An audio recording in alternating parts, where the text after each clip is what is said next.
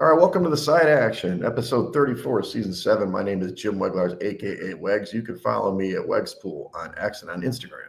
And I'm Coop. You can check me on Instagram at Dalton Cooper and on X at Mr. Grumpy Gills. Again, we are the Side Action Podcast. Make sure you follow us on TikTok. There are there's gonna be some good ones this week. I feel like we had a good interview with Ginger, and there's a couple good TikToks we could throw out there. But yeah, make sure to check us out. Yeah, it's exciting. And look at we're on StreamYard. This is new. Yeah. Jimmy Wegs allowed Cooper to put us on like a more a bigger venue, I guess a better upgrade. Skype is disappearing anyway, so we've got to kind of jump into the 2025 century. Yeah. Nice. So what we had a good weekend. We had a couple things happen. Why don't you talk about yours, because you had a first start with your buddy. You had the sign. You picked up some followers. Oh yeah, we went up to Milwaukee area for the PBA All-Star Challenge. They did the one-handers versus the two-handers. Shout out to Grandpa. They brought it home. The one-handers, the only way to bowl, in my opinion. No, I'm just kidding. But no, good time. It's always good to see him. He got to meet Linnea, which is fun. We've been friends for quite a while since college. So it's just, cool to get everybody kind of intermingle, at least familiar with one another. She's always seen him like on the podcast, and obviously have heard his voice and stuff like that, playing Xbox or whatever else in between. So that was good. And then we had the Four Riversmen, Wegs. I'll let you get more into that, because I think you have a more of idea what was going on than I do. But I mean, other than that, it's been pretty chill. We did like I said, we did that interview with Ginger, which I thought was a lot of fun. He had a lot of good insights, which is coming up on this episode. And yeah, I mean, we got bowling, and we'll see what happens. Nice. That's awesome. Yeah. We had the Final Four party too. Duh. Shout out Four yeah. Shadows. Yeah, they always have Guinness on tap, which if there's Guinness on tap, I'm going to be there. Heaven. I'll be there. Yeah, I'll be there. Don't worry. A nice little bread in a glass for you.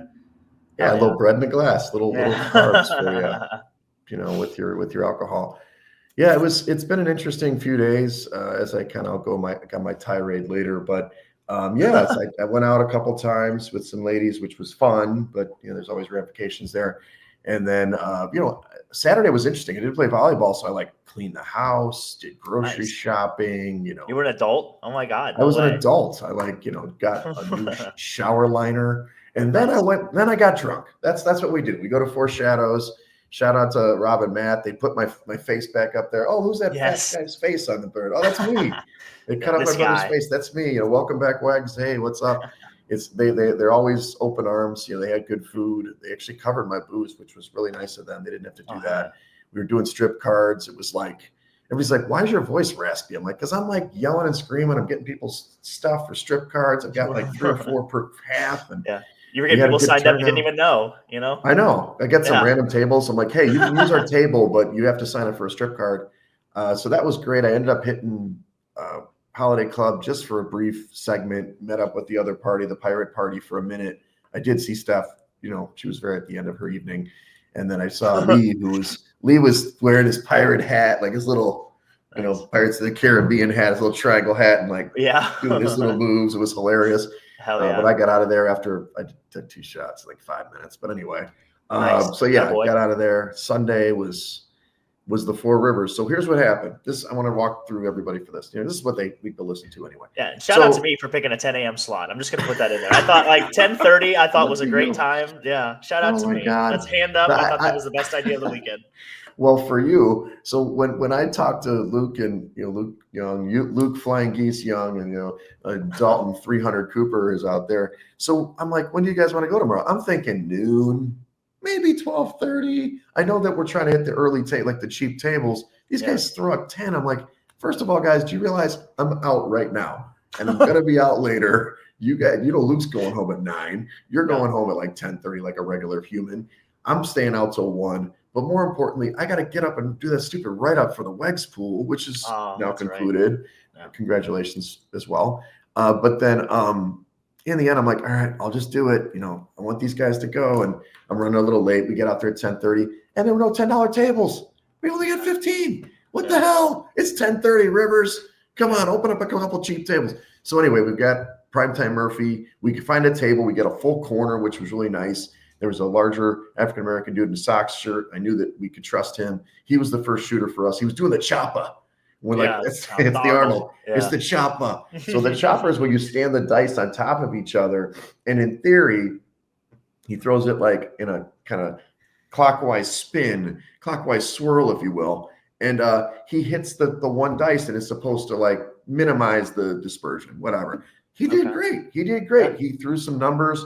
We right off the gate, because we were worried. I was like, Luke's guy starting to talk his business. We had like $200 on a $15 table. I'm like, this guy's gonna last like 4 minutes, Yeah. And so, and we were kind of like, so he ended up winning us money right away, which is really nice because you get off the schneid right away. Art goes pretty well, gets a point, does pretty good.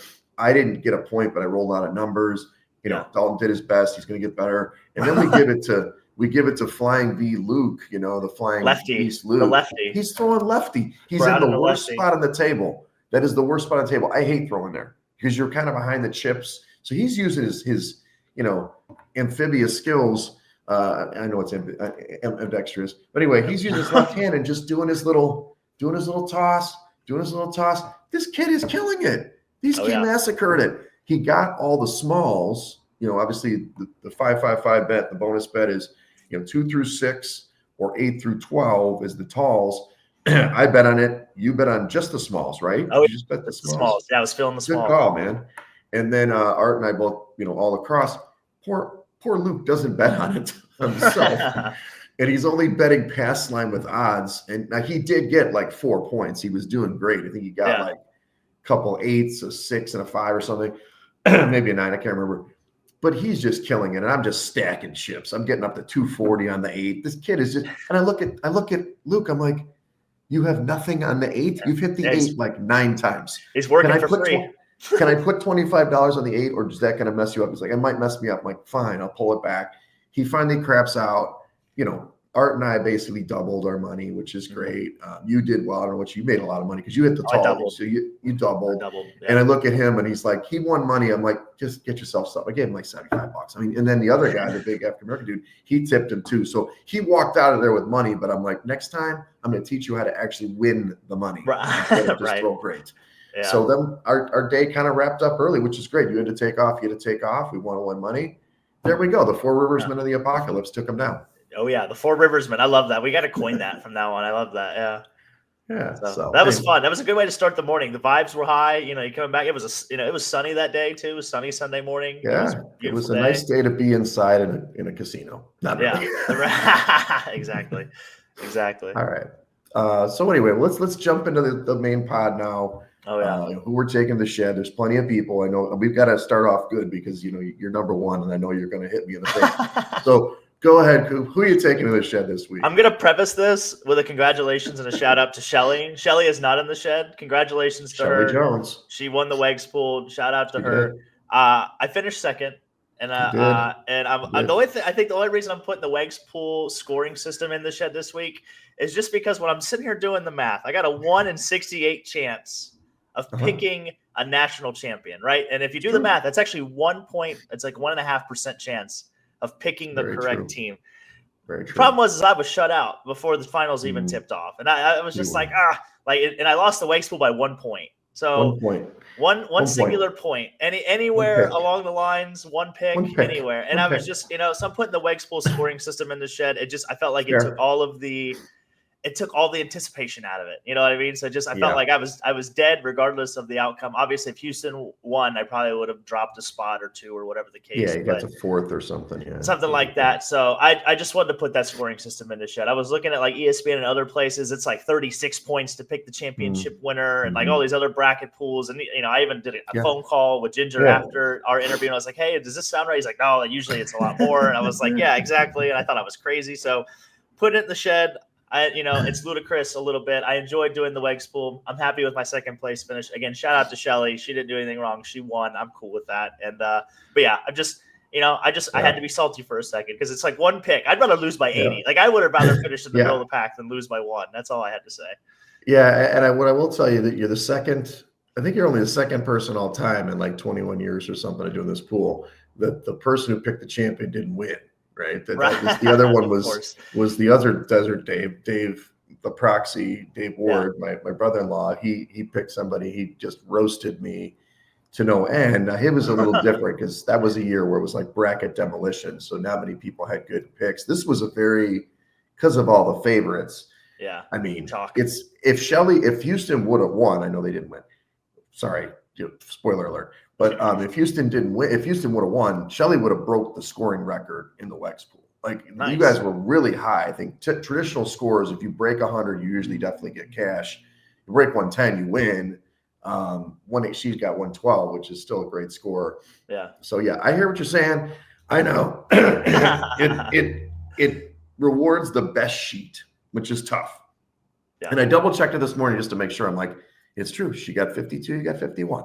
It sucks. Damn. You got the champ. You should get more. I know. I hear you. That's okay. That's all right. Yeah. You won money. To beat 150, what was 160 something 156, people? 156. That would have been a lot of fun just to have that to maybe tout about the beach this summer. Let everybody know it, like whatever volleyball event. Like, hey, this is your Wegs pool champion right here. Maybe I can talk into money. a shirt. And that's craps money, baby. That's some money. Exactly. So, but we'll see. Like I said, it was fun to finish second. It was a fun ride. Great tournament. Well, it wasn't really a great tournament, but it was a great Final Four and championship game. Just kind of like what we talked about last episode. It was very lackluster leading up to this point, which we'll get into here in a second. And then the other shed I had was the South Carolina women's basketball team. Man, they got taken to the shed. They got beat by UConn. Shout out to UConn, but they got beat 82-59 in the Natty, and that's tough. Yeah. That was never a game. Yeah, they shot 34% from the field. They only shot 25% from three. It just Dawn Staley never had any answers. She did not look happy at any point in time during that game. If they kept kind of panning to her a little bit during the game, and she never looked like she had any kind of hope or maybe mounting of a comeback. I just don't know if she was outmanned or outgunned. I'll hand up. didn't watch like a single second of women's college basketball this year other than the title game. What was it?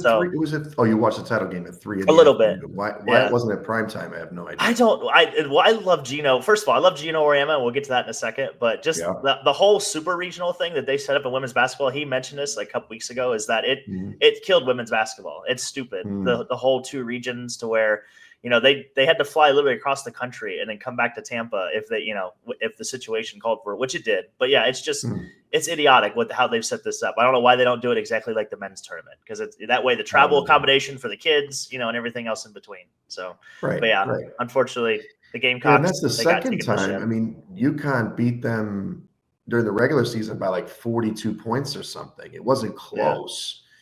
There must be a matchup problem there. And I mean, South Carolina, look, they're a really good team overall. Like they've had a good run, but they probably should have lost a couple games ago. But hey, you get the runner up. It's just hard. You see all the, Dawn Staley's got to get to the mic and talk about getting beaten down. I mean, it's tough. But UConn's when they're healthy, because they were healthy this year, they're a wagon. You got to get out of the way.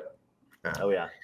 Well, I'm going to put Duke Blue Devils in the shed. I mean, most of this was from the Saturday games, but my gosh, I mean, it's the biggest comeback in Final Four history, right? 14 points down. Now that's in the Final Four itself. We talk about that later. But they were up 8 or what? No, they were up. Wait, they're up 6 with like 35 seconds to go. Yeah, they're up 6 with 35. They're up 9 points with 3 minutes, 6 points with 36 seconds. I mean, come on, dude. Look, it's my guy Proctor too, and he was my player pool guy. The 1-1. You can't miss the 1-1. You miss the front end, you miss 2, basically. Yeah. So anyway, long story short is what can be said. They got beat, and Cooper Flag missed the big shot. I don't think it was a terrible shot. I think he could take a better shot. And Houston, good for them. But Blue Devils, they're going to be hearing choke until they win it. Now, I mean, they're just going to hear that as long as Shire's the coach. So especially the way it ended last year too in the Elite 8, and now they go to the Final Four and kind of have that meltdown. So it's what we talked about in that last episode too. It kind of happened. The whole mental toughness element kind of came into it, and I thought that was going to happen in the championship game. I was like, oh my god, is this deja vu all over again? Is Houston going to do the exact same thing to Florida that they did to Duke? So tough luck. So, and then the other is the AL Central. We talked about the other day. You're like, oh, the White Sox are first place. Well, they're not anymore. They're like 2-7 or 2-8. Yeah. But in the end, they're the lowest winning percentage division in Major League Baseball. There was, as of yesterday, I don't know when I looked last night, but they only had one team over 500, Detroit. So it's rough. Let's see if we can play better AL Central. For now, get in the shed. maybe there's a maybe there's a machine in there to hit some balls or something. I mean, what's going on? Yeah. But maybe we need a little longer spring training for the Central. Yeah, the Detroit Tigers are 6-4. The Royals are 5-5, and everybody else has 3 wins or less. So, Okay. And we did go to the White Sox game, like I said last Monday. They had a Yeah. no-hitter going in like to the 7th inning, and they took the starter out, and then the reliever gave up a hit. But yeah, AL Central has never been known to be juggernauts. They've been just known as a division that beats the hell out of each other. So we'll see. Right. Well, let's flip it around. Club Dub.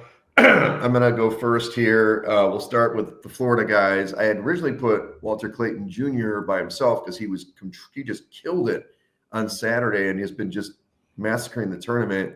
More on this later, but I'm going to put his Batman, or his Robin, I guess, in this one. Will Richard, who had an amazing final game. He really kept them in it in the first half, scoring 14 points and hitting those 4 threes in the first half. So it's those, Florida guards, I guess, these two guys. Welcome to Club Dub. We'll talk about your results later, but you deserve something. Clayton, who got bottled up early, did bounce back late. So they were awesome throughout the tournament, these guys. Oh, yeah. He had a Kemba run. It was very similar to Kemba Walker's run with UConn. That was like the best comparison I've heard. And I was like, yeah, that's very similar. Other than obviously the title game, he probably would have liked to have scored more points. But yeah. Right. And then our guy, Luke Flying Geese Young. Luke, scared money don't make no money young. He had the incredible roll. He hit all the lows, as we talked about. He could not be stopped. I was maybe going to put him in the shed for not betting enough, but you know what? He put so much money in our pockets. He texted me yesterday. He goes, back to Rivers. I'm like, exactly. Nice. This is why I want to keep going. You guys are asking me, does Wegs have a problem? Maybe a little bit. But when you win like 5 out of 6 times in a row, you kind of want to keep pushing the streak, right? I mean, You're not going to stop on a heater. Yeah. So yes, Luke, congratulations. Come to Club Dub. Try to stay out past 9. The bottle girls don't even show up till 9:30 in the Artemis Prime, Pleasure Dome back there. Nice, yeah. Well, maybe we've learned something with this morning craps thing. Maybe we've really caught on to something here. So we'll see. We'll see. Yeah. Shout out to Luke, left-handed young. Yeah. Hell yeah. I mean, the guy's amphibious. I love it. He's amphibious. Water, air. Yeah. I see wherever. Anyway. Nice. Well, I had two in Club Dub, and we're going to do a more extensive breakdown on this on my other podcast if you're interested in this guy. But the grade 8, Alex Ovechkin, you kind of hinted at it. It finally happened. I probably should have put Ila Sorokin in the bin just because it's the first time that Ovechkin's ever scored on him, and of course it's the record-breaking goal. But yeah, Alex Ovechkin is officially the all-time regular season goal scorer leader. He scored number 895 in their 4-1 loss against the Islanders on Sunday.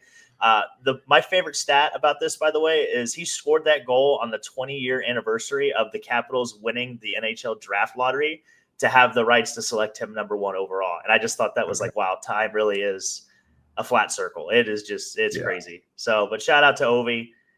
Does that mean Gretzky's got to come back? Does that mean Gretzky's now chasing Ovi? Just put one in the basket. So he doesn't need as many shots as you said before. No, and I was doing the shot totals. It's on the other outline. I think it was like Ovechkin's got over 6,000 and Gretzky had like 5,500 or 5,400 or something like that. It's just insane, the disparity. So he's still awesome. Congratulations. Yeah, it's like, shout out to him.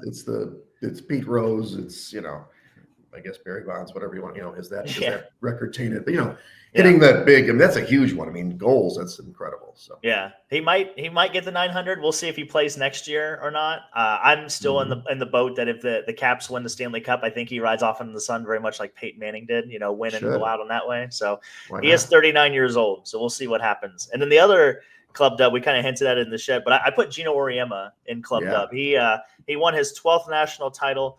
He became the oldest coach in men's or women's NCAA history to win a national championship at 71 years young. So he's I gotta say he's aged like fine wine. I can remember being a teenager, being watching SportsCenter as a kid and seeing him. He does. I mean, obviously a little bit of wrinkles and et cetera. Aging process in general, but he looks pretty good for being a 71-year-old man. So another fun stat too is, did you know that UConn basketball teams have won 32% of the basketball championships since the year 2000? Wow. That's great. 1 out of 3, basically. That's incredible. That's a stat for you. So shout out to Gino Auriemma again. Probably one of my favorite coaches. Probably my favorite coach in basketball, just all time, just because he goes out and he says what he thinks, and obviously he's a winner, and all of his players seem to love him, and I love coaches that are very themselves, and especially if they get asked very pointed questions, you'll see a lot of people dodge him, and Gino doesn't dodge him. He'll just tell you what he thinks, and he doesn't care what comes behind it. So what I like about it is, I mean, he had the great teams. I don't know, a decade ago, they were winning every year.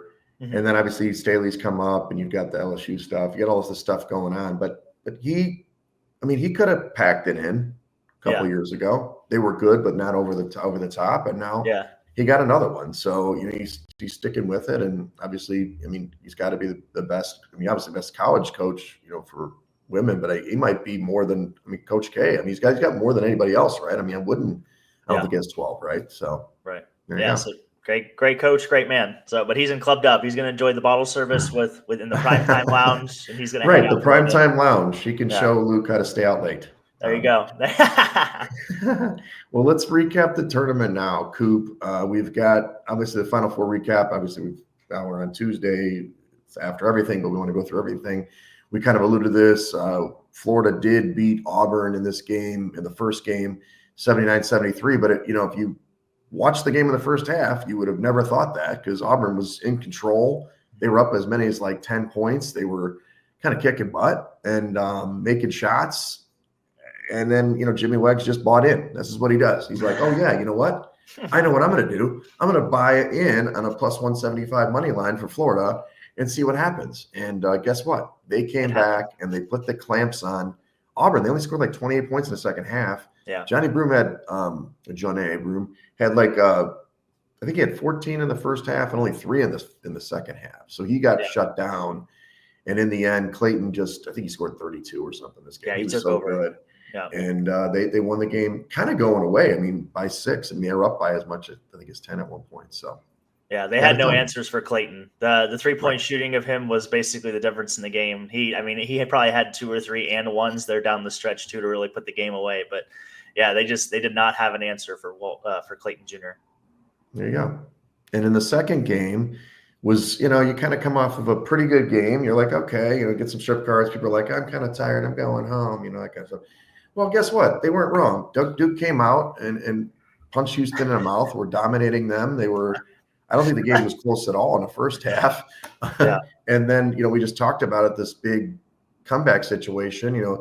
Obviously Jimmy Wegs was like, let me try to make some money again. Let's try to do this. And I got just the plus 430 money line at halftime, which was still good. Yeah. But some dude in the bar, when they were down by the big number, got he said plus 8,000. I think he must have been plus 800. 800. It's possible it's 8,000 because maybe he got it when they were down by 6 with 30 seconds. I don't know if they still posted it, but some guy in the bathroom was like, yeah, I got plus 8,000. I'm like, 8,000? I'm like, good for you, brother. But the Houston just totally put the clamps on Duke. They didn't score a field goal in the last 3 minutes of the game. After Flag hit the 3 with, I think put them up 9 with that 3 minutes or so, then that was it. They only scored 1, they shut them down the stretch. And good for Kelvin Sampson. He became the oldest coach. He could have been the oldest coach to win the title. He was obviously the one playing for it. And they win the game. What's that final score? 70-67. And then this was the tragic one. It did go. It went under the final total, but Jimmy Wegs lost that because I had under 136 and a half or something. 136. So it went over my number. So that was the only thing I lost, but everything else was positive. Yeah. Hand up. I can't believe I haven't heard from Courtney yet, because I was telling her the whole first half that the game was over and we could all go home, just because Duke looked dominant. Houston was still getting offensive rebounds, but they started 3 of 12 shooting that game. It was insane, because in the first 3 minutes, Houston was control. It looked like they were getting what they wanted. They were getting offensive rebounds. They were getting more possession, more shots, kind of that Houston blueprint, if you will.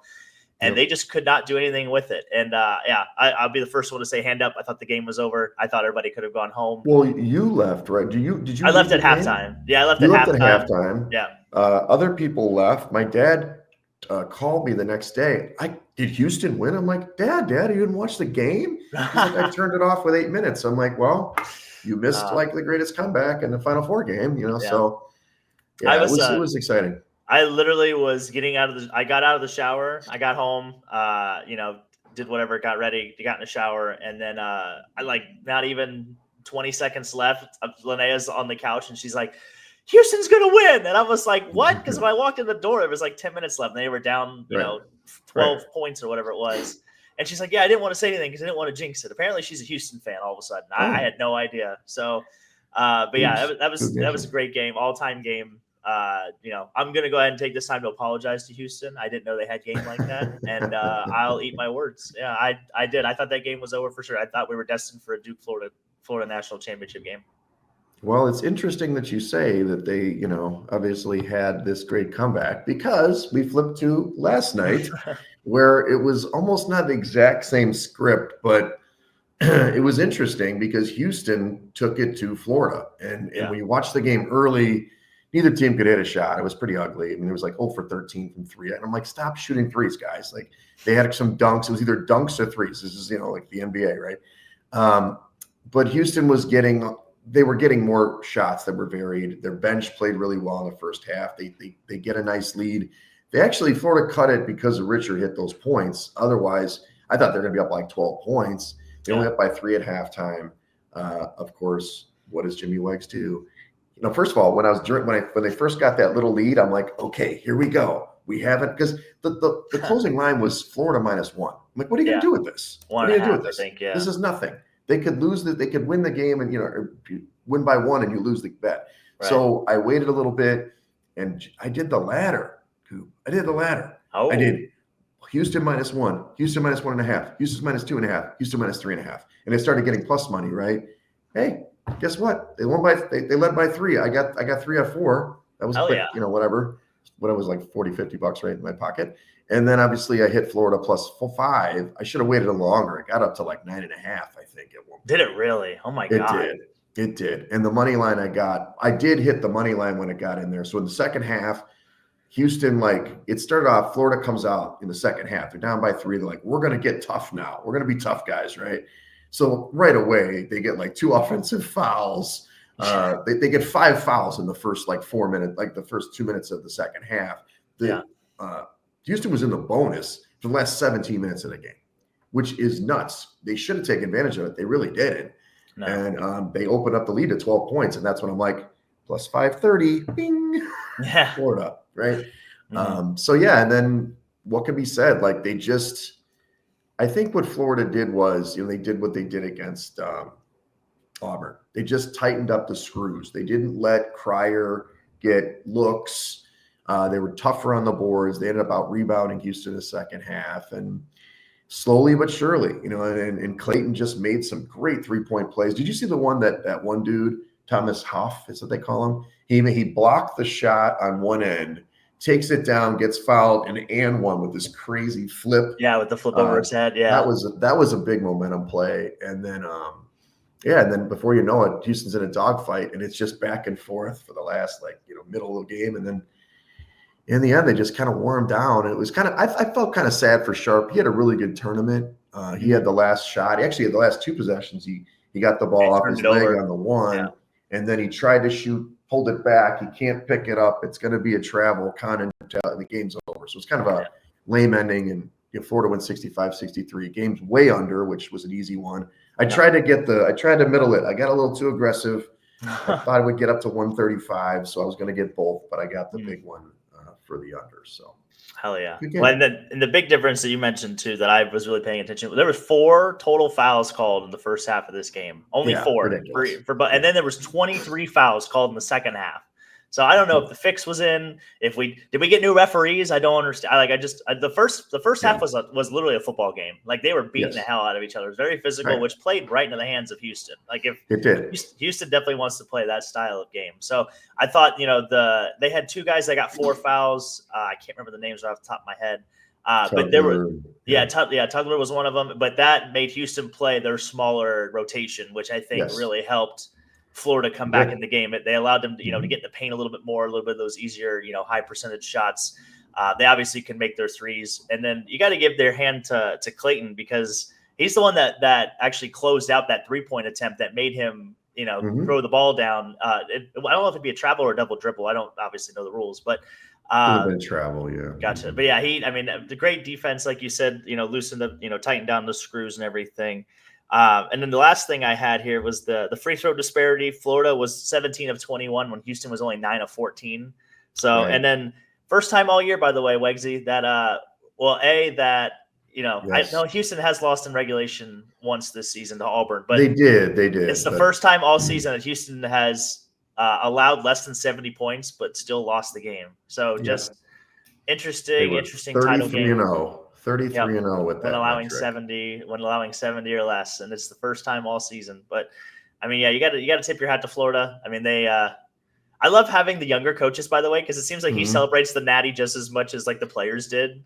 Yeah, his hat's on backwards. Yeah, which I thought was a lot of fun. I'm sure that's a lot of fun for the kids too. But yeah, I mean, overall, it was a great game.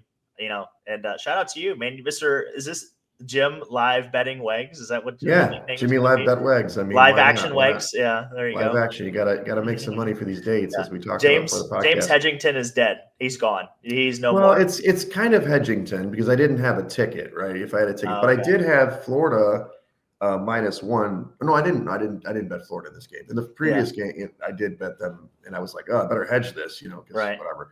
But yeah, man, I mean, live betting. This is the way you do it.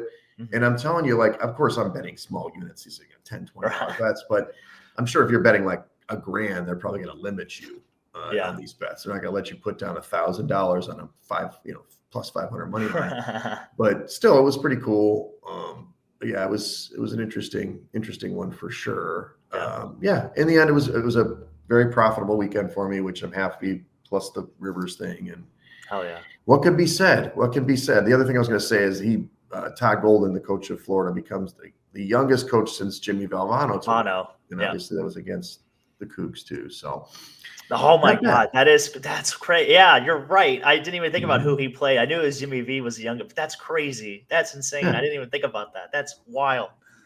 God, time really is a flat circle, Wex. You could literally, we should just start making bets based on the past. I mean, hell with what's going on in front of us. Let's go back 35 years. Let's see what happens. Yeah. Maybe we should do it for the NFL this season. We should do like this day in history, and then we can maybe parlay that into something going on that weekend. I don't know. We'll see. Yeah. All right. Well, now we're going to jump into our Masters segment with our special guest.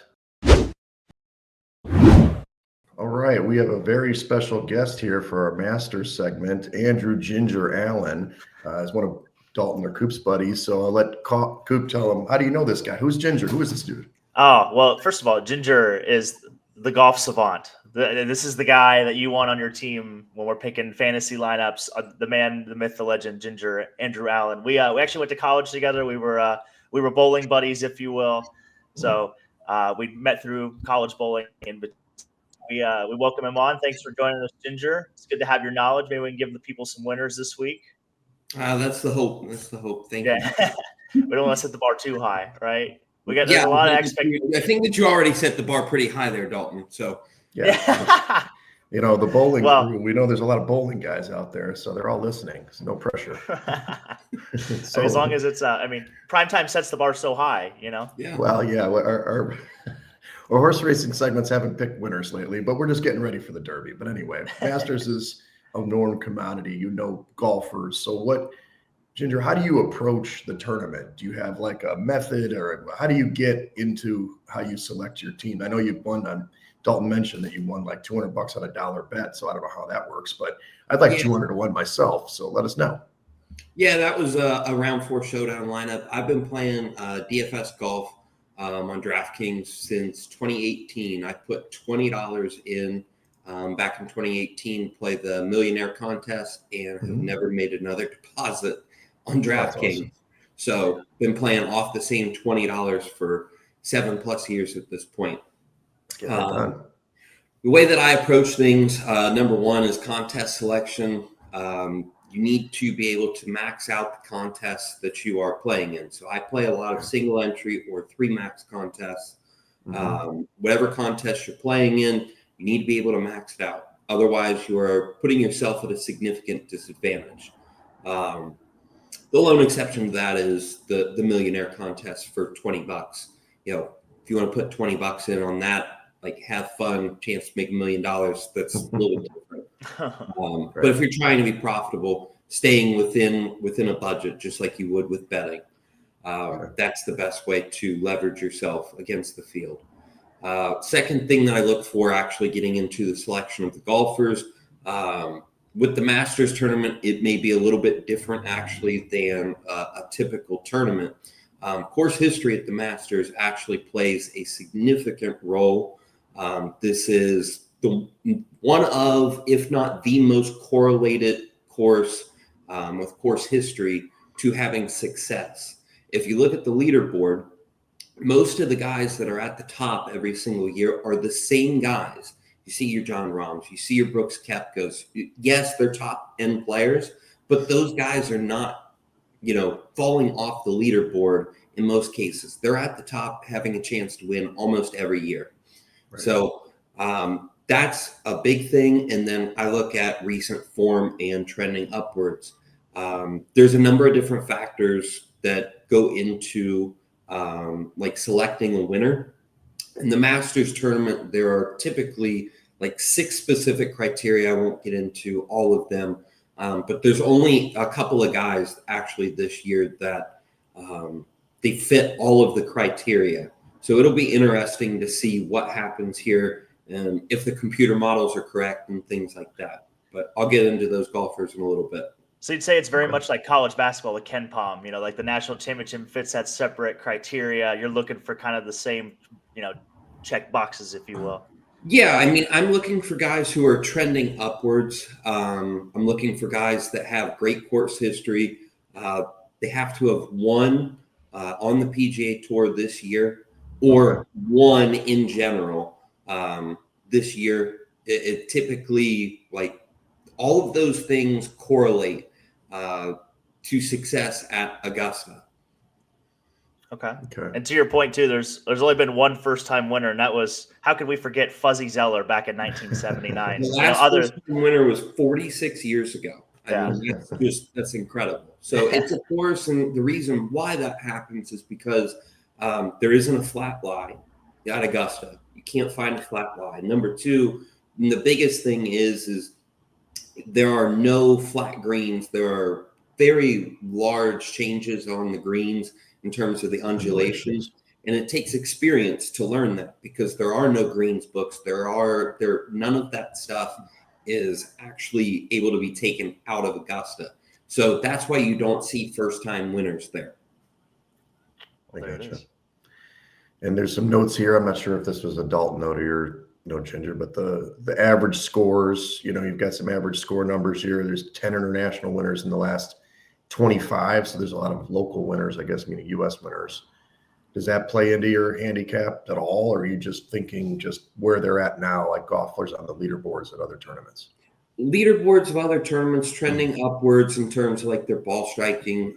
Iron play and strokes gained approach is the most important and most correlated stat to success on the PGA Tour. However, off the tee game at Augusta tends to have a more prominent role because the course is 7,500 yards, but plays longer than 7,500 yards. And on top of that, they've had rain this week. The course is extremely soft. They're having rain again today, and it looks like Friday there's a 50-50 chance for rain. So we'll see that all of those things, even though they have a subterranean irrigation system, all of those things make the course play longer. Okay. Yeah. Good to know. And that average winning score was 11 under, by the way. So I did the average scores from 2000 to last year. The lowest score in that time frame was Dustin Johnson in 2020 at 20 under, and then the highest winning score was Zach Johnson at 1 over in 2007. So definitely looking for that sweet spot. Do you anticipate scores being higher this week because of the weather, or would you say it would actually be lower because it makes the greens more receptive, more opportunity to get the ball to stick closer on the green and actually minimize the distance of the putting and all those undulations in the green. it should help. Mhm. There it is. So the key players that you're looking at right now, we've kind of, we know the big names, but I guess you can go over these. Scheffler's obviously the champ, right? So he's whatever. He can come back and win again. You get your Tigers, Brooks Koepka. So what about these guys? What are their odds right now? So Scheffler is actually an interesting case. Scheffler actually hasn't played all that well this year in terms of he is the number one player on tour. I don't think anybody disputes that. The issue is that he's actually not trending upwards. Xander Schauffele is another one. He had some type of injury with his ribs earlier this year. I personally like Xander. As a golfer, I don't know that I would pick him in this tournament, but he seems to be a major hunter. He gets his game dialed in and he really gets up for it, a lot like Brooks Koepka does. We don't get the same strokes gain data off of Live that we do off of the PGA Tour. So it's a little bit more difficult to actually assess guys' games. But the two guys that specifically have my attention this year, Jon Rahm and Shane Lowry. Shane Lowry's odds actually, as of last night when I looked, were 45-1 to win the tournament. If you look at Shane Lowry's history here, he's played very well, number one. Number two is he's trending in the right direction. He's played very well this year. And all of those things just tend to line up with Masters winners. If he has his irons right now are hot, which means that he's striking the ball well. He's going to have birdie opportunities. If he can putt even just slightly better than average for the field, he's going to have a chance to win with the way that he's playing. And at 45-1, that's a situation where I would like to sprinkle a few dollars on it. Good value. Yeah, really good value. Obviously, Rory's been playing well. He's a pretty short odds, 650. And honestly, I'm not a Rory guy. I don't like him at all. He always chokes to me in the big ones, but I know he's been playing really good. So any interest in Rory this week? That's the thing. Rory is the guy. I think that if there ever was a year, this is Rory's 17th appearance at the Masters. Nobody has ever won in their 17th appearance. Typically, guys that end up winning in the Masters tend to be between their third and their eighth appearance at Augusta. There's a very strong or a very high number of winners between those appearances. There has been somebody who has won. Can't remember off the top of my head who it was in their 23rd or 24th appearance. But generally, as you get older, because the course is so long, it makes it more difficult. The difference is that Rory is still, if not the best driver of the golf ball on tour, he's one of the top three. Right. But you don't have to be accurate off the tee at Augusta. There's no penal rough. You just need to be able to hit the ball long. So being long off the tee, which Rory is a significant advantage. But Rory has to exercise the demons. I have exorcised the demons. This house is clear. At Augusta. I know. Oh, yeah. He always. Is he ever going to figure that out? Can he get out of his own way? That is the question. He's still looking for the Grand Slam with this event, right? This is the event he needs for that career Grand Slam. So do you feel like that is, maybe the demon that he's trying to exercise is that additional pressure just on himself? I think that it's that. I think that it's just Augusta in general. He just has not had good course history here. He finds a way to be in contention and then take himself out of contention. And that's Rory gets in his own way, unfortunately, a lot of times. He is a super talented golfer. We all know that. But in terms of the mental game, I think that there's something there at Augusta for him. Nice. Okay. So when we get into the weather conditions, you talked about it's going to be wet.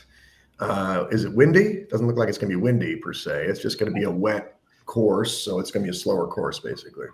It'll be a little bit slower. Hopefully, the rain has a chance to clear out and they're able to get the grounds pretty dry. Augusta's a pretty special place because they have this subterranean irrigation system that actually is on the fairways and on the greens. So that's different than basically every other course on tour because it's typically only on the greens. So hopefully that will allow for the course to play truer, but I do think that it will play a little bit longer than the number.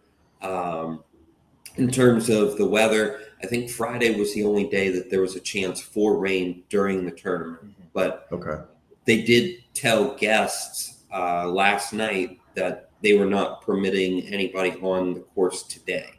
At least as of I think 8 or 9 o'clock this morning, they still were not allowing anybody on the grounds. So that should give you a pretty good indication in terms of how much rain they have had and what they're supposed to have. It looks like Sunday might be clear, nice conditions. So maybe the last day there'll be some little bit better scores than the other days potentially. Yeah, I think Thursday is the highest high is 77. I think that seems to be the warmest day, but the coolest day is still only 68. So you're looking at temperatures in the mid 40s and the lows to start. So by the time they actually tee off, it'll be mid 50s. But the difference in driving a golf ball when it's 50 degrees outside versus when it's 75 degrees outside is fairly significant in how much further the ball goes. So again, we continue to talk about length and the course being so long that all of those things really come into play when you tee off, and it'll make the course play shorter or longer. So that's a tale as old as time. The game is always about length. Every game that we can think of is always about length. It's hard to argue that. Only this guy. Yeah, just like at the craps table, we all like the hard 10. Yeah, exactly. Now, I do have a random question. I thought about this. I didn't put it in the notes, so I apologize. Is there any correlation between the par 3 contest and how well somebody does in the actual tournament? Has there ever been somebody that's won the par 3 and then also won the Masters? I think that there has, but it hasn't happened in a while. There's typically not correlation there. It's a for fun, for the fans event. Obviously, Augusta has, a couple of the best par 3s in the world, but everybody, talks about, I believe it's 15 where they're hitting it over the creek. That's the one that all the big numbers come into play, but it's not necessarily the hardest. I believe it's hole number 4. That is 230, 240 yards. It's not super deep. That is an absolute monster of a par 3. Yeah. And to not have a landing area when you're hitting a long iron into it, you have to be almost perfect. So if your guy is able to get through, hole number 4, even for the week, they are in great shape. Yeah, I remember a couple 5 years ago, Finau did really good on par 3, and he was in the mix, but he hurt his ankle or something weird. He played really well that weekend, but he didn't come through for the win. So that was actually the first year that I played was 2018. He made a hole-in-one in the par 3 contest and jumped up and down and actually rolled his ankle. Oh no! Yeah. Okay, so let's go over these players again. So Rahm, and obviously you're looking in the more DraftKings world for your, and I don't know what the prices are, what your caps are, and so on. But for us in the betting world, Rahm's plus 1,300 right now, or 13-1 to win. You like him. You mentioned Lowry, 45-1. We got a couple other names. Colin Morikawa at 18-1. Zalatoris at 65-1. I don't know this guy. Sepp Straka at 75-1. So are any of these other guys going to be on your card? All 3 of those guys have my interest. I am not quite as high on Sepp as most of the rest of the industry is at this point. There's just not enough there to get me excited. But Morikawa is probably playing the best golf in the world behind Rory at this point.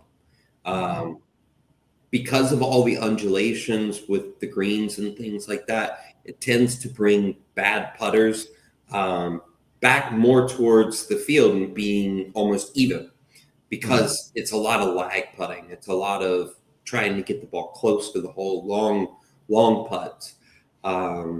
So definitely him. Who was the other one that you mentioned? We got Zalatoris. Zalatoris. Yeah. He Trying to has sell me great- on that. I Yeah, like it. Zalatoris actually is an interesting one. He had to withdraw from the tournament a couple of years ago due to a back injury, but he has really good course history here. The question is, can he put it all together? He's one of the worst putters on tour, and if you've ever seen him putt, like he almost like moves the club like this. And it's like he almost wiggles it before he takes it back. It's a very interesting putting stroke.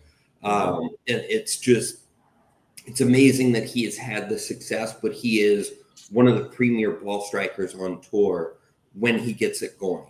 So at 65-1, I think you said the number was, he's certainly worth a look. Okay. Yeah, and it's Happy Gilmore. It looks like Happy Gilmore's caddy. I mean, Happy Gilmore 2 is coming out in July. So I feel like there's maybe a little bit of correlation, little underlying foreshadowing there. If you believe in divine intervention, somebody might be telling us something. Trying to find a way to make it correlate. Some way, The Scripps crowd are trying to promote Happy Gilmore, Yes. so they're trying to get him to win. So before we get into your lineup and who you really like, are there any guys? Because I know we can do this on our end, about on your end, but I always look at the guys to miss the cut, right? And sometimes that's a couple of years ago, I'm like, Tiger to miss the cut, it's always plus money because, everybody thinks he's going to make every cut. Somebody like that. So is there anybody who, is a top name player that we all would recognize that you think they're not going to have it this week for either they're not playing well, because a lot of people are just jumping into golf now. They haven't been following it for the last 3 months. I don't have anybody specifically right now to miss the cut. I do have one little tidbit to give you, though, and that is over the last 5 years, the most profitable bet actually at the Masters tournament has been Patrick Reed to top 20.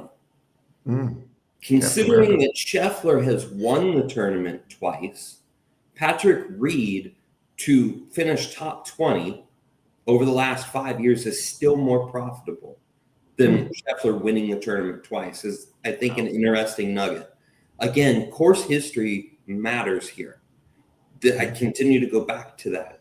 Course history matters. Patrick Reed on LIV has not played like exceptionally well, but they just played at Doral in Miami this past week, and I believe he finished 7th. Now, their rounds, they only play 3 rounds in a tournament, but Doral is an exceptionally hard course. So the fact that his game is trending again in the right direction on a hard course, that's certainly, and he's going to a place that he loves. He's not a bomber off the tee by any means, but to top 20, I think when I looked last night, it was plus 220. It's plus, you're getting plus money on a bet that has been wildly profitable. I like that. And you don't have to give away all your secrets for the lineups. I'm sure there's thousands of competitors listening right now. But how are you going to construct your lineup this week with DFS? And DFS is your primary. You don't do other like FanDuel or something like that. It's DraftKings is my primary. I used to play FanDuel. I just prefer DraftKings. Contests are larger, more consistent. So again, I think that I've kind of given some inclination in terms of like how I go about it. Off the tee game approach. Those are the 2 key stats for the most part that I will be looking at. In terms of how I decide, also recent form. In terms of how I decide, it comes down to a lot of course history or recent form and which one I want to weigh more. It depends upon the golfer.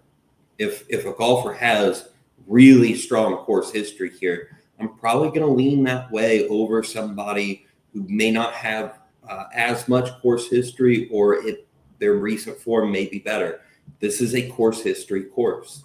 So unlike most of the other tournaments where I lean recent form, this one I have to change my mindset a little bit.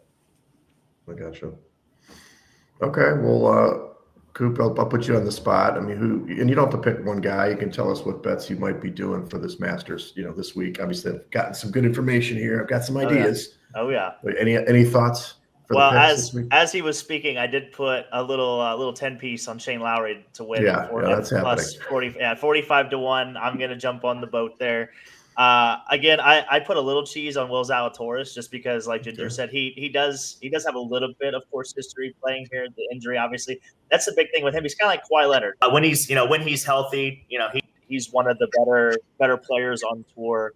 But I don't know I want to put money on Rory just because, maybe Yeah. this is the year that he exercises the demons. He goes all Ace Ventura on us, but I don't know. I have a hard time getting behind it. I do think the international players are starting to gain a little more momentum when it comes to this tournament. I think when you look at the history before 2000, I think there was only like 5 international winners in like the 30 years between 2000 and 1970. I don't know if that's just because there wasn't a lot of international players or if they just struggled with the course history, kind of what Ginger was talking about. But those are definitely the two that I'm going to be looking forward to this week.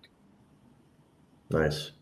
Well, you talked me into putting some money on Lowry. I am going to look at his top 20 or top 10, just because that's probably he could be that guy that's winning after 2 rounds, but he kind of fades, but still finished 9th, and I'll take the money. Right. He's got a couple of top 10 finishes. I think that he finished 3rd just a couple years ago. Everything about his game is trending in the right direction at this point. And every pod that I have listened to so far, his name has been mentioned.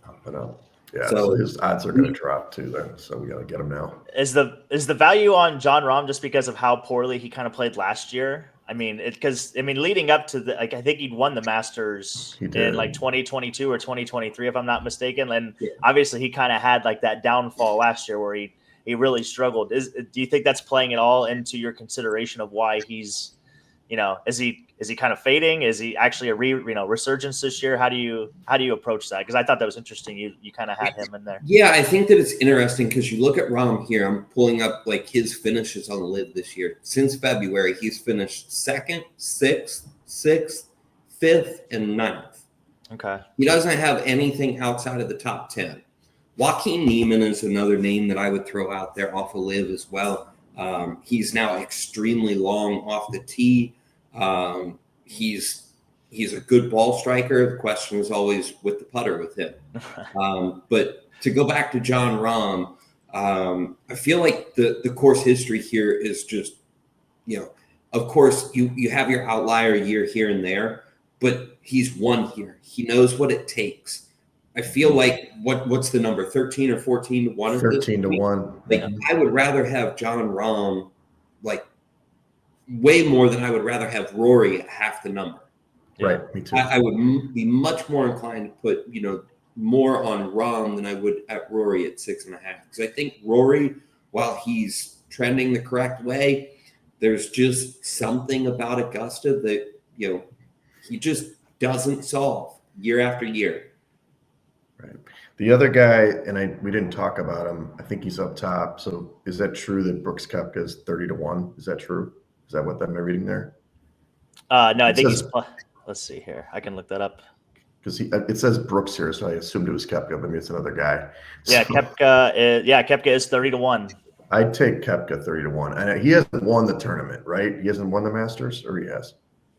I'm pretty sure he has. Okay, so I like him. He's always plays big in big tournaments. I don't know what he's doing these days, of course, but 30 to 1, I don't know. I'd be all over that personally. He's a big game hunter. Like he used to always say like his big deal was to get up for the majors. The other tournaments to him never mattered. Right. Now that he's on LIV, maybe a little bit different mindset. He finished T18 or he finished 18th at LIV Miami this past weekend. But prior to that, his previous start in Singapore was he finished 2nd. The guy to me that is, across the industry, he's polarizing. I love him. It's Bryson DeChambeau. Yeah. I love Bryson. Mm-hmm. It's the issue with Bryson at Augusta is because there isn't a flat lie. And because he uses 1-length irons, it's difficult to choke down far enough on the club in a lot of situations, or add a little bit of length when the ball is above or below your feet. So the iron play becomes a question mark. He is a really good putter. He is super long off the tee, as we know. Yes. Will he figure out the iron play at Augusta? Because everywhere else, he's got it figured out. Right. This is the guy that I have circled at some point. He's going to win at Augusta. The question is, Yeah. 18-1, by the way, for Bryson. Also, another stat check from our department here. Brooks Koepka has never won the Masters. So just to let you know on that. No. So he's definitely been in the top 5. I don't think he has won. So yeah, he has not won. He does have a couple top 5 finishes. But yeah, just stat check there. Thank you. So Coop, did you make an official pick? I know you're going to put money on Lowry. Did you make an official? You don't have to, but you know. Oh man, I do like the Bryson, and he won the U.S. Open last year, which is arguably the hardest tournament that these guys play on a year in and year out basis. So, I mean, that's also a really good pick. I could be talked into that, but I think I'm going to go with Shane Lowry. I think you've really talked me into Shane Lowry. He has played well. I think he played really well at the Open Championship. I can't remember if he won or not, but I know he was in contention for the Open, and I feel like it's his time. Good value. So yeah, I love who doesn't love 45-1? I mean, come on. You're gonna feel like a genius. Good Irishman. Good Irishman in there. Exactly. So Ginger, before we go, and you can still talk more about golf, but more importantly, we forgot this at the top. I need a good Coop story. I need something from the bowling days, or I mean, this is what people listen to this thing for. They're not really listening for the picks. They're listening to this kind of stuff. So what do you got? I don't think anything that I can share is appropriate. Well, it's fine. I mean, we're not. I'm not going to come up with something just off the top of my head. This is something that I need to pre-plan out. So maybe the next time that you have me on here for a guest appearance, I'll think of an appropriate story that we can tell the audience about. Mr. Coop. I do have a better question for you. What would you serve as your Masters dinner? Because that's kind of the big thing about the Masters. The past champion gets to pick whatever they're serving. I think they're doing barbecue for Scotty Scheffler. I don't have the menu. I do have the concession prices, which was going to be my next question. But if you had to serve dinner, if you get to pick, what would you be serving? Porterhouse steak with potatoes, green beans, and corn. Nice. Yeah. Nice traditional. Yeah. There you go. Okay. So what are these concession prices? Because some of them are actually not bad still. Right? Everything is under $3. Everything is $3 or less. You can get an egg salad sandwich, a pimento cheese sandwich, a chicken salad on honey wheat. Yeah, the Masters Club, the ham cheese on rye, muffins, bananas, chips. Everything's $3. What about a beer? What's the beer price? That's a great. Sorry, I threw one at you. This is why we should plan better, Ginger. I start getting ideas as we start talking, and I just don't put it on the outline. So it doesn't have beer on the drink menu, but you can get a bottled water, a Coke, a diet soda, an iced tea, a lemon lime soda, lemonade, sports drink. Everything is $2. So, and they do accept American Express and Discover. So just in case you have either one. Yeah. Have you ever been, Ginger, to the Masters? You ever gone to the tournament? I have never been lucky enough to be selected to go to the Masters tournament. Yeah, we got to win the lottery. Obviously, it's one of the tournaments that I sit down and make sure that I watch every single year. To me, the U.S. Open is still my favorite tournament of the year, but the Masters is second. That's awesome. Hopefully the azaleas are in full bloom. That's all I got to say. Well, hey, thanks, Ginger. You're the man. You gave us tons of information to chew on. We've been getting some guests the last few weeks. It's been great because we're just a couple of guys joking around most of the time. So we like real information. So thank you. And hopefully you can cash some tickets, and we will too. And hopefully you win your lineups this week. My official pick to win is John Rahm. Oh, there it is. Spicy. I like it. I like that. Wait till the end there. Thank you both very much. I appreciate it. All right. Have a great weekend. All right. What about the weekend here, Coop? We got some things. Obviously, I'll go on my mini tirade now. I mean, like, Dave, it is like I don't know what to say, man. Like, first of all, clearly at 51 years old, I know nothing about women. I know things about live betting. Yeah, but I know nothing about women. Women are a mystery of science, man. I mean, it's like, my God, I can't wake up 9 in the morning like to 5 texts, like all these things, like pondering deep relationship thing. We went out on like 1 date, 2 dates. Just relax, man. Like, I can't do this. Something's got to give. Like, I'm just trying to get to know you, man. Anyway, Are you dating it is men what it is. or? It's also springtime. It's like, where were all these ladies like the last 2 months in the freezing cold when Jimmy Wegs was, sleeping, freezing his ass on the couch? Like, what happened? Yeah. Now I'm sitting here like there's multiple women coming all these different out of the woodwork, and I'm like, I get it. It's Chicago. It's springtime. It's dating season. I'm happy to have attention. It's just like, I can't manage this. It is just difficult. Yeah. It's gotta be hard being popular. I'm glad, that it's definitely something that I couldn't handle. So, God gives his toughest battles to his strongest soldiers. And obviously you're one of the strongest, Wegsy. That's what I'm learning. Yeah. At some point, Jimmy Wegs will break, but yeah. So I don't know what's happening this weekend. I'm going to Phoenix in a couple days, tomorrow, actually. Nice. For a couple of days. I see Desert Dave, Arizona Desert Dave. And then Okay. I do have a date on Friday, supposed to have a date on Saturday, but we'll see. Cause she's popping off. It's like, what I understand about some of these ladies, last thing I'm going to say about it, it's like, just be patient. Be patient. Like, you're making me make decisions. You're pushing me to a decision point. That is a big mistake, not just for me, but in general. Don't push somebody to a decision point, especially when they have a lot of things on their plate. The choice is always going to be, fuck it, I don't want to do this. Right? And that's unfair to everybody involved, because it might be something. An early ultimatum. Yeah, early ultimatum is never a good thing. That's for sure. The good thing that I have to look forward to separately from all this garbage is I'm going to the Messi game. Messi's coming from Florida. Yeah. Miami is playing Chicago on Sunday. I'm going with Scotty Green. Scotty doesn't know. And Scotty Low Limits Green. We'll see. He's asking me about the river trip. Yeah, it was the river trip. I'm like, just show up, dude. Yeah, Scotty, you got to go. Scotty, this is from your good friend Coop. You got to go, Brent. You just got to go. You got to get in there. All you're going to do is have FOMO. If you just keep asking, you're just going to have FOMO for the rest of your life. You got to get in there. Bring even if whatever it's you're comfortable. $100. Yeah. I mean, I only $100. threw 150 in and I walked out with over 400. So, I mean, you just got to, you can't be afraid. You can't be afraid of what can happen. You got to just be optimistic of what can happen. There you go. Well, and Scotty Green is an interesting case, not that we have to go all about this, but he's kind of like Luke. He's got really good touch. He's a really good volleyball player. He's got good touch. He's a good setter. Yeah. He's good, really. He's one of those very like directional guys. Like when he serves, he's very good at finding his spots. It's the same thing at crafts, dude. It's just you got to get the touch, nice and easy touch. You and I are a little bit too brutish sometimes. I kind of like go the soft touch because I have to like fight myself. Otherwise, I'm just like chuck this thing. But like I think Green would be a really good thrower of the dice. Luke has only thrown the dice like 4 times in his life. He's incredible. Now, granted, I guess he's been practicing at home, but like he used his left hand, dude. Like, just come on down, have a good time.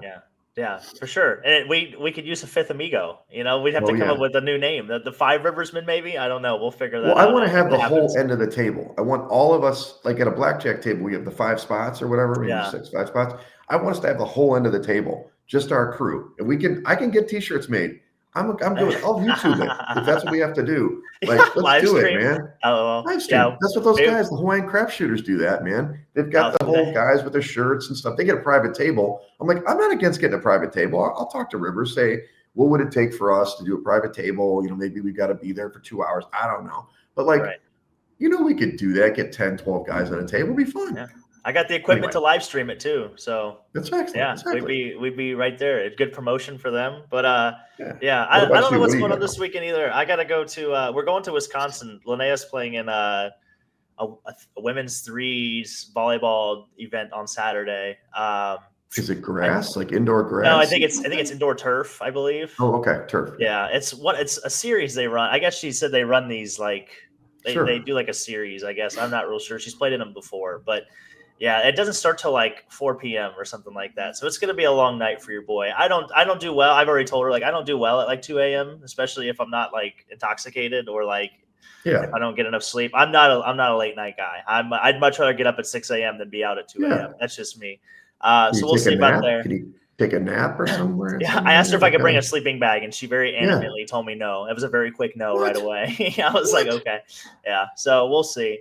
But yeah, I'll go watch. I think it'd probably be like the first time that I'd probably watch her play competitively, other than like beach, obviously, and stuff like that. So hopefully they play well. We'll see what happens. I have no doubt that they're going to play well. Yeah, I was gonna say I have no doubt. These ladies go out and they crush basically everybody they come across. She's like going to be in the finals. It's just a matter of whether they win the finals. Exactly. The only thing I'm hoping is that we have short breaks. That's all I'm hoping for. Is like, hey, can we? I'll even help tournament direct if that means we can get the hell out of here faster. So and then I think Sunday there's a bowling tournament right over the border of Indiana that I think I've been debating on going to bowl. So I think I might go do that Sunday. But yeah, nothing too crazy this weekend. You're supposed to get pretty good weather though for that Messi game. I was just looking at the weather; it's supposed to be in the 60s, so that should be a pretty nice day for you. Yeah, high of 60, high of 64 and cloudy. So hope you get a nice day. We got the Masters, by the way. We're gonna check that out. I'm gonna watch that Thursday, Friday, Saturday, at least until we leave probably, and then we'll see what happens. Hopefully that Shane Lowry bet hits. If that Shane Lowry bet hits, you may have to find a new co-host. That's all I got to say. Yeah, FYI, I put some